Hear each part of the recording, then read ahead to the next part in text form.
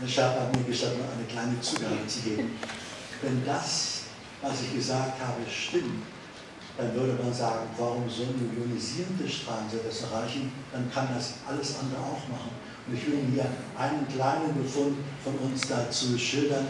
Wir haben eine große epidemiologische Untersuchung in Oman durchgeführt und können sagen, für einen Zeitraum von 5 Jahren haben wir praktisch sämtliche, über 80% aller Kinder mit Trisomie 21 erfasst.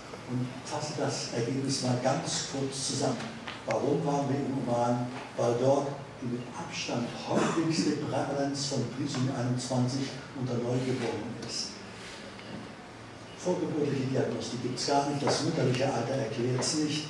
Hier zeige ich Ihnen einmal, wo die Fälle auftreten, und da sehen Sie, was bemerkenswert ist. Große regionale Unterschiede, im Durchschnitt 1 zu 391. Wir haben solche wie in Berlin, wo es 1 zu 600 ungefähr ist, aber Gegenden, wo es noch viel häufiger vorkommt. Und jetzt habe ich eben für diesen Vortrag einmal ganz schnell zusammengestellt, wie ist dann das Geschlechtsverhältnis bei den Fällen, wo die Prävalenz sehr hoch ist und sehr niedrig. Hier sehen Sie nochmal die verschiedenen Regionen zusammengestellt.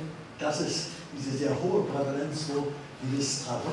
Kind Trisomie 21 hat. Und jetzt sehen Sie hier ein Dosiseffektbild in der Zunahme der entsprechenden Häufigkeit mit der Trisomie 21.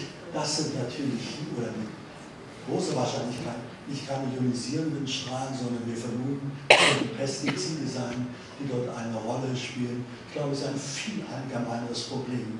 Aber das Problem der wissenschaftlichen Untersuchung ist, dass gerade weil diese Prozesse so fehleranfällig sind, so viele Faktoren eine Rolle spielen können und deshalb die Ergebnisse so schwierig zu reproduzieren sind. Epidemiologie ist das schwierigste in Medizin.